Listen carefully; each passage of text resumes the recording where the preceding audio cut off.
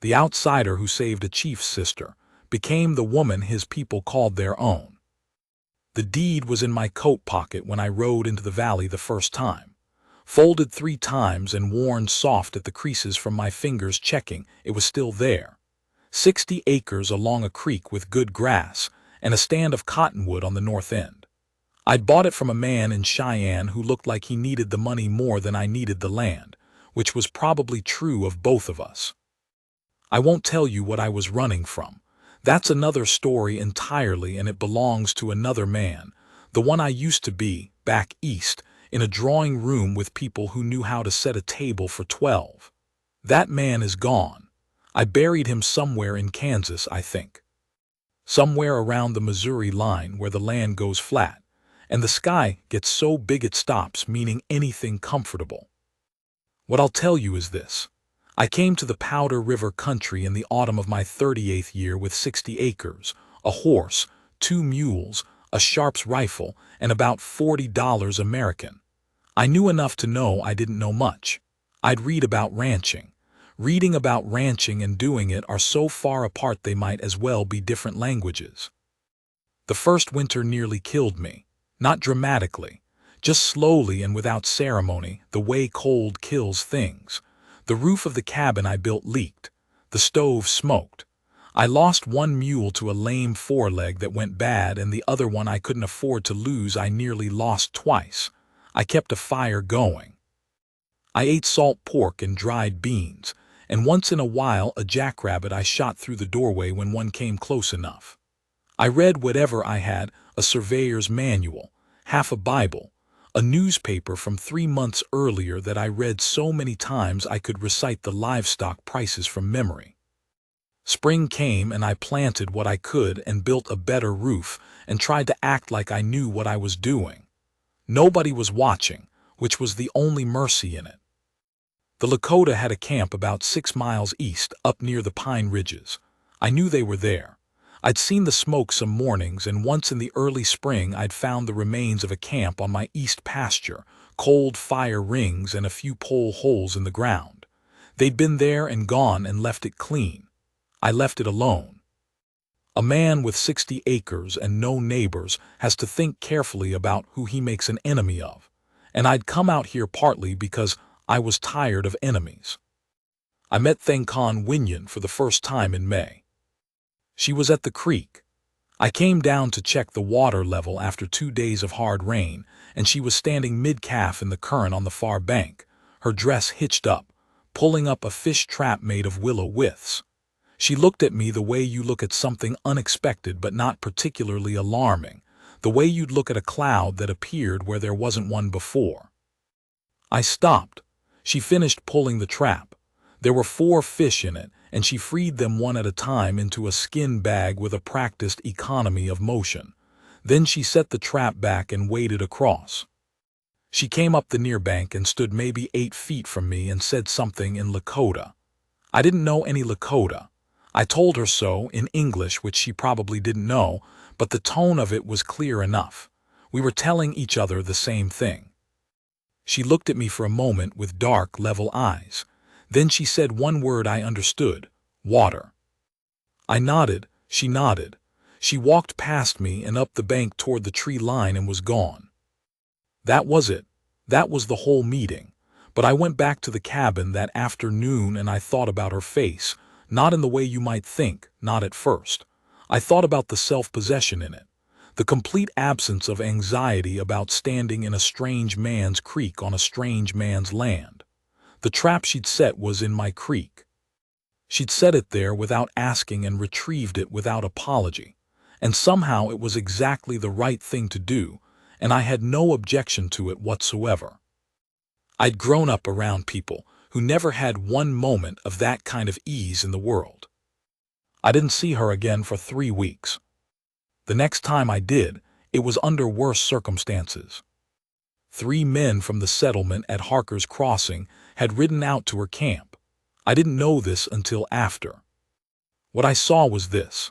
I was mending the west fence where the posts had heaved in the freeze-thaw when I heard horses coming hard from the east, and then I heard shouting, and when I got to the top of the rise, I could see them. The 3 men on horseback and her on foot between them and the tree line, and the way she was standing told me everything I needed to know about what was happening. She wasn't running. She was standing straight with a knife in her hand and her feet set, and the look on her face was not fear. It was a kind of cold, absolute refusal. One of the men, big man, red beard, riding a gray, was circling her. I don't know what I thought. I don't think I thought anything in particular.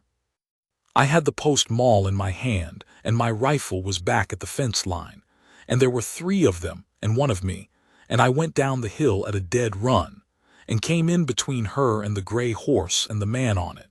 And the gray shied back, and the man hauled on the reins and looked down at me with the expression people get when something has interrupted them. I said, "Ride on." He said some things I won't repeat. His companions said some things. The gist was that they had no interest in my opinion and that I had no standing to offer it. I said it again, "Ride on." The big man got off his horse. He was bigger standing up than he'd been on horseback, which is saying something. He had hands like a man who's done outdoor work his whole life, and the kind of confidence that goes with being large in the world, and having that generally be enough. It wasn't enough that day. I won't tell the whole of it. It was ugly and it took a while, and I had the maul and I knew how to use it, which was the difference. When it was done they were gone, and I was standing in the grass with a cut over my left eye that was bleeding steadily down my face, and my right hand was shaking in a way it didn't stop doing for the better part of an hour. She was still there, she hadn't run. She looked at my face and then at my hand, and she came forward and took my wrist in both of hers and turned my hand over and looked at it. There was a gash across the knuckles I hadn't noticed yet. She said something quietly in Lakota. I didn't know the words, but the tone was the tone of a person assessing a situation without drama. She bound the hand with a strip of cloth from somewhere in her dress, tight and clean, better than I'd have done it myself. Then she looked at me again, not the way she had at the creek. The neutral taking measure looked different, longer, like she was deciding something. She said her name, Chanfa. I said mine, James Calloway. She said it back, Calloway, with the accent on the second syllable, in a way nobody had ever said it before. Then she walked east toward the tree line and was gone again. I stood there in the grass with a bleeding eye and a bound hand and the shaking in my right arm just beginning to ease, and I thought, well. Her brother came to me 4 days later. His name was Thathanka Najan, Standing Bull, and he was the chief of this band of Oglala Lakota, and he rode in alone on a good bay horse in the middle of a Tuesday afternoon while I was splitting wood. He was about my age, lean and straight, with a face that had been in weather for 30 years. He got off his horse and we looked at each other. He spoke some English, not a great deal, but enough. He'd traded at Fort Laramie for years and picked up what he needed. He said, "My sister told me what you did." I said I'd just been in the area. He looked at me with an expression that said he understood exactly the kind of thing that was, and that he wasn't going to argue with it. He said, "Those men will come back." I said I expected so. He said they have been trouble before, not only for us. I said I'd heard something about that in town, which was true. The red-bearded man's name was Gruder, and he had a reputation for a certain kind of work that people in Harker's Crossing quietly appreciated without wanting to be associated with. Standing Bull said, "We cannot fight them, not now. There are people in this territory who are looking for a reason." He said it plainly, without self-pity, the way a man states a constraint he has worked around before. I said I understood. There was a pause. He looked at the woodpile and then back at me. He said, "You have 60 acres. I said I did. He said, "The east boundary of your land touches the first ridge above our camp." I said it did. He said, "If a man were on that ridge, he could see a long way." I said that was true. He looked at me for a moment, and then he nodded. Once, The way a man nods when something has been decided between them without being said. He got back on his horse and rode east. I stood there with the axe in my hand and thought about what I'd just agreed to. Over the course of that summer, I became something I didn't have a name for. Not a neighbor, exactly. Not a member of a community, their community, or the one in Harker's Crossing, which had essentially written me off as peculiar from the day I arrived. Something in between. Something that occupied the east pasture and the ridge line and did useful work and didn't ask for recognition. I built a watchtower. I'm not exaggerating. I put up a platform of lodgepole pine at the crest of the east ridge where I could see 4 miles in 3 directions, and on clear days 5 miles north where the road from the settlement ran. I'd ride up there in the morning and again in the afternoon and sit for an hour. It felt faintly ridiculous. It also felt necessary, and I have learned in my life that when both things are true, you do it anyway. I saw Gruder and his men twice at a distance in June. They rode east on the north road, looked toward the ridge, saw me up there and kept riding. I don't know what they were planning. I know what they did, which was nothing. Chamfa came to the ridge on a Thursday afternoon in early July. She brought pemmican wrapped in birch bark and set it down beside me without preamble, the way you might put something on a man's desk, and then she sat at the other end of the platform and looked north. I ate the pemmican. It was good. I said so. She nodded. We sat there for 2 hours. She knew what I was watching for. She'd figured it out, obviously. She watched with me, or she watched in a different direction from me, which amounted to the same thing. On the way back down the ridge, she said, in English, and I hadn't known she spoke any English. She'd said nothing in English to me in 2 months, she said. You do this every day. I said I did. She said, why? I thought about it. I said, because somebody needs to. She was quiet for a moment, walking down the rocky slope, and then she said, yes. Just that, yes. But she said it the way a person says something when they've been waiting to hear it confirmed. After that, she came to the ridge 2 or 3 times a week. Sometimes we talked in English, which was halting and partial, but enough. Sometimes we didn't. She told me things about this valley, where the water went in the dry season, which draws had good grass into October, where the elk ran in September. Things I needed to know and wouldn't have figured out in 10 years on my own. I told her things about what I'd seen from the ridge, what patterns I'd noticed in the road traffic, which men came and went, and in what combinations. We were useful to each other. I was aware of how much more useful she was to me than I was to her, and I kept that in mind. She told me about herself in pieces. She'd been married, she said it simply, looking at the middle distance, to a man who died of fever 3 winters back. She had a daughter, 4 years old, who lived with their grandmother at the camp. She was 32 years old. She'd gone to a mission school for 2 winters as a girl and had learned some English there before her father brought her home. She said, they tried to make me into something else. I said, did they? She said, they tried with everyone. Some of them let it happen. She paused. I didn't want to be something else. I said, no. She looked at me sideways. She said, you know something about that. I said, maybe I did. There was a fire in late August. On my east pasture near the creek, someone set it in the night. It burned maybe 20 acres of grass and stopped at the creek bank. I smelled the smoke before I saw it, and I fought it for 3 hours with wet grain sacks, and by the end I was blacked and burned on my forearms, and the east pasture was scorched earth. In the morning, Gruder and 2 other men rode up to the fence line and said something about how dry it had been, and how fire was a hazard, and how maybe some people in this valley were in over their heads. I said nothing. I looked at them from the fence line with blackened arms and a face full of smoke, and I said nothing at all, which seemed to unsettle them more than anything I could have said. Standing Bull came that afternoon. He looked at the burned pasture and at my arms, and he said, how bad? I said, recoverable. He said, this won't stop. I said I knew.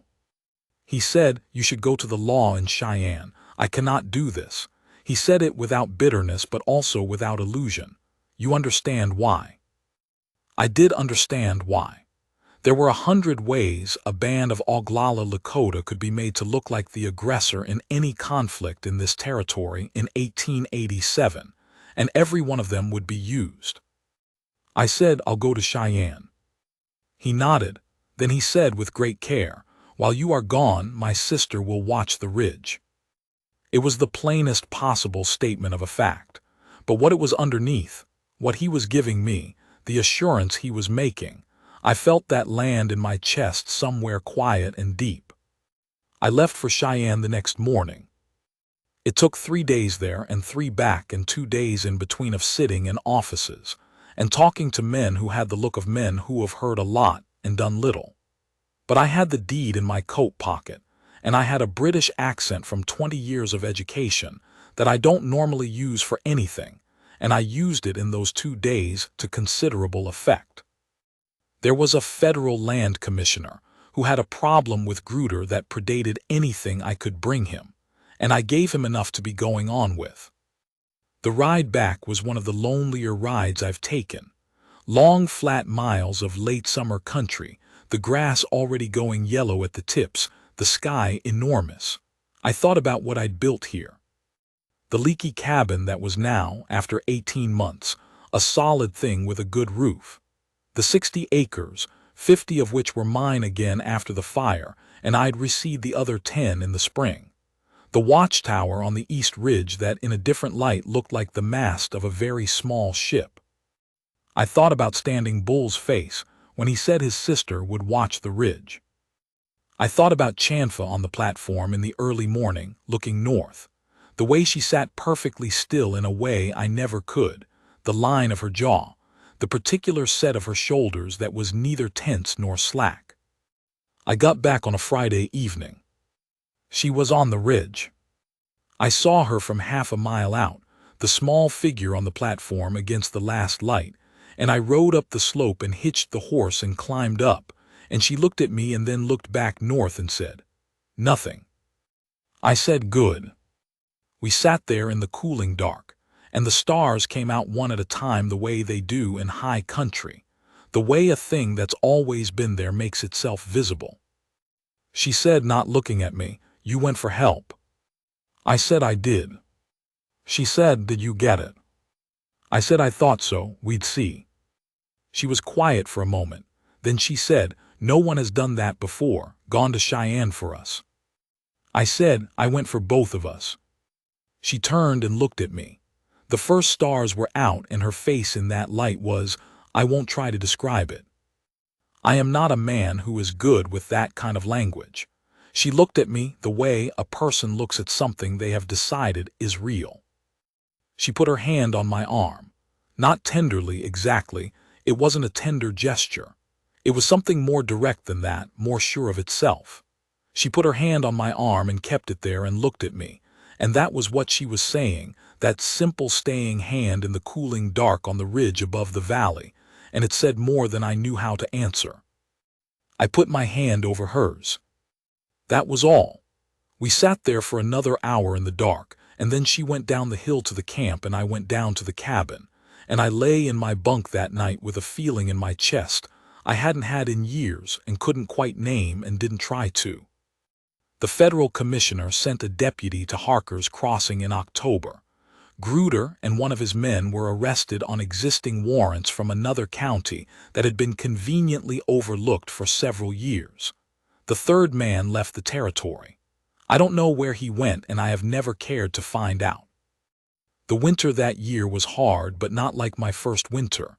I had 2 mules, both sound. I had a proper larder laid by. I had, for the first time, neighbors who watched for me the way I watched for them, and that is a different thing than having land.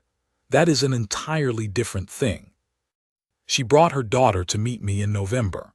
The girl's name was Wanjila alone, though that's not quite how it translates. It's closer to something like unique, the only one of her kind. 4 years old and utterly self-possessed in the way her mother was self-possessed, the way that's either born in a person or isn't. She looked at me with Chanfa's eyes and then looked at the cabin and said something in Lakota to her mother. Chanfa said, "She says it is a good house." I said, "Tell her it's better than it was."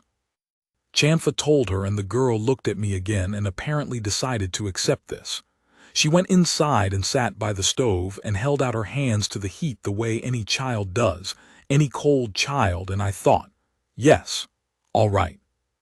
There are things I could tell you about that winter, the particular quality of it, the way the light came across the snow in the late afternoon, the evenings when they were at the cabin. Not every evening, not often, but some evenings, the three of us in the warm light with the wind outside, the girl asleep on the bench by the stove, Chanfa and I at the table talking or not talking, and the difference between those evenings and every evening for the 2 years before them. I could tell you about the first time Standing Bull invited me to eat in the camp, the particular formality of it, the way the older men watched me, the particular quality of watching that was judgment, and the moment somewhere in the middle of that meal when the watching changed to something else. Not acceptance exactly, more like acknowledgement, the acknowledgement that a man is what his actions show him to be, which is the only honest standard anybody ought to hold anyone to. I could tell you about the spring, when Chanfa helped me reseed the burned pasture, the two of us working a furrow in the warming ground, and I knew by then what it was between us, and she knew I knew, but neither of us had said it in a way that required the other to answer. What I'll tell you instead is about a day in April. Mid-April, the snow off the lower pastures, the creek running fast. We were on the ridge, mourning. She'd come up at first light the way she sometimes did, and I'd come up an hour later, and we were looking north in the early light, and the valley was so green from the winter melt it hurt to look at it. She said after a long quiet, "My brother says you are a good man." I said, "He's generous." She said, "He is not generous." She said it without heat. "He does not say things he doesn't mean." I said, "I know. I didn't know the word, English." She looked at me. She said, "I know you were." Then she said, "I say it too. You are a good man, not because you fought those men, not because you went to Cheyenne." She paused, "because you stayed." She turned and looked at me with the full weight of those dark eyes, and she said, "You could have left. Any time since you came here you could have left." She was not asking it as a question. She was telling me what she knew. You could have left and you didn't. She put her hand on the side of my face. The way she did it, she'd touched my arm before, my hand, the practical touches of someone who is accustomed to deciding what to do and doing it, but this was different. This was the simplest possible thing, a hand on a man's face, and it was everything. She said, "I am glad you stayed, James Calloway." The second syllable. I didn't say anything for a long moment. I had a lot of things I could have said. I had 20 years of an education in what to say in moments like this, and none of it was any use to me. I put my hand over hers, the way I had in the dark that first night. It seemed to be the thing I knew how to do. Below us the valley was very green, and the creek caught the morning light in long moving pieces. There was smoke from the camp in the pines. A hawk was working a thermal over the north pasture. My 60 acres lay along the creek just as they had when I rode into this valley with a folded deed and $40 and the smell of Kansas behind me, but they were not the same 60 acres. They had become something else entirely. They had become a place. We stood there on the ridge above all of it, her hand on my face and mine over hers, and neither of us moved for a while. I can tell you what it felt like. It felt like being accounted for, not praised, not thanked, something quieter and more solid than either of those. Like a man who has been carrying something for a very long time and someone has seen the weight of it and not flinched, seen the whole of it. The man from the drawing rooms back east, and the man who'd nearly died in his first winter, and the man who'd gone down a hill with a post mall at a dead run, all of him seen and found to be what it was, which was enough. Which was, it turned out, more than enough. The hawk drifted off north, and the creek kept on below us. She took her hand down eventually, and we stood looking at the valley a while longer, close together in the morning air. And then we went down the hill, her trail toward the camp, mine toward the cabin, and the light was full and clear on all of it, the grass and the water and the smoke from the fire and the pines, and I walked home in it like a man who has found the country he was always supposed to be in. The deed is framed on the wall of the cabin now. My 60 acres. Chanfa's family has wintered in the east pasture for 3 years running, and there is talk of something more permanent along the creek, something that will take some working out with men in offices, but which I believe can be worked out because I have sat in those offices before. Wangila is 7 now, and she speaks English better than I speak Lakota, which she finds amusing and I can't argue with. She has her mother's eyes and a stubbornness that is clearly inherited from both sides of whatever she is. I am still not a man who knows how to say the important things plainly. I am still better with my hands than with words, which is the honest truth. What I can tell you is that I came to this valley running from something, and I built something here instead, something I did not expect and could not have planned for, and would not trade for anything in the world I left behind.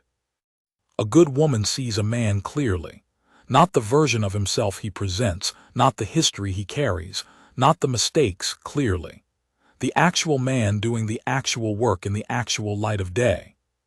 She stays when the staying is hard. She comes up to the ridge in the early morning and watches the north road with him and says nothing when nothing needs saying. Chanfa. Her people call me different things now, depending on who's talking and what they think of me. The older men use a word I don't know the exact meaning of but which Standing Bull translates as something like the one who holds the East, which I suspect is not entirely complimentary from all of them, and which I have decided I'm proud of regardless. Some of the younger ones just say my name, Calloway, second syllable. It's enough, it's more than enough. Outside right now the creek is running, and the cottonwoods on the north end are just starting to bud, and there is smoke from the camp on the east ridge, and she will come up that ridge this morning the way she always does, and I will be there when she does. That's the whole of it.